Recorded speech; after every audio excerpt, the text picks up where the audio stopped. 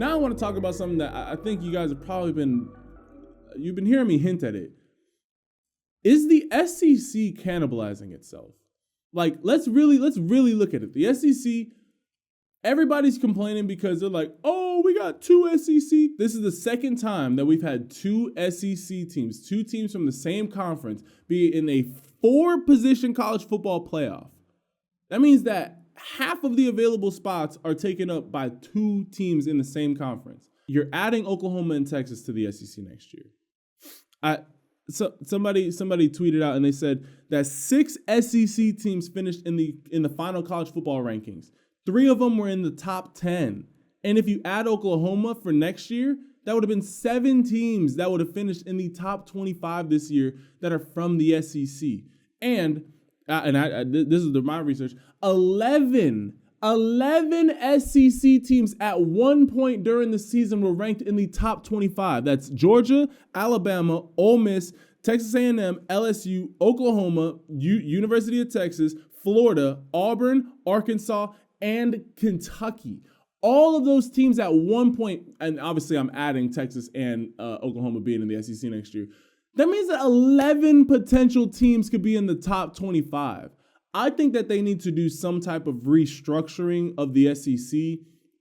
I think it's become quite evident that the SEC, not even just as like a level of play, the SEC is very quickly they're establishing themselves as a completely different brand of college football. Like, I mean, like obviously you have the Pac-12 network, you have the Big Ten network, but like the SEC network is like an actual thing. Like the SEC, if they decided to just separate from college football, they would do just fine just playing interconference games. So I don't the only solution that I have is that you give the SEC 2 automatic bids into the college football playoffs. And you could say whatever you want. I think that's only fair. If 11, there's only what? Like, here, one second. You're gonna have 16 teams in the Pac-12 once Texas and Oklahoma get there. You're gonna have 16 teams. 11 of them are top 25 caliber. Well over half are top 25 caliber. So I think it is only fair if more than half of your games are going to be going up against the top 25 teams in the country. Strength of schedule, there aren't going to be teams who are going to even have. There are going to be teams who in their conference, the same thing with Cincinnati, there's going to be teams that literally they cannot even put up a comparable strength of schedule to any SEC team. So I think that we either need to break up the SEC and make it like just send some of them to the ACC, send some schools to the Big Ten, some schools to the Pac-12, send some schools to the Big 12. And just kind of spread out the talent a little bit more. Like you could keep the best teams in the SEC. I still personally think that the SEC needs a two spot automatic qualifier.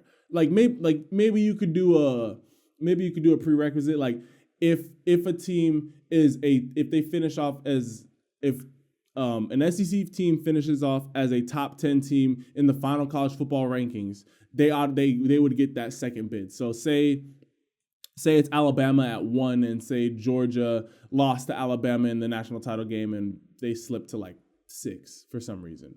Okay. Instead of them being out of the college football playoffs because they're in the top 10, they would get that second bid because it's like I said, there literally not going to be teams who can even schedule a tough enough schedule compared to the SEC.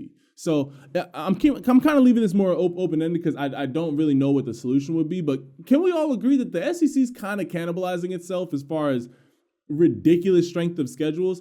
Also is the reason why Alabama's so impressive what Alabama does every single year. So please, let's stop acting like it's normal. Like this is history in the making. So I want you guys to comment down below and I want to hear your thoughts of just how you guys would go about structuring the SEC. Do you guys think that anything needs to change, nothing needs to change?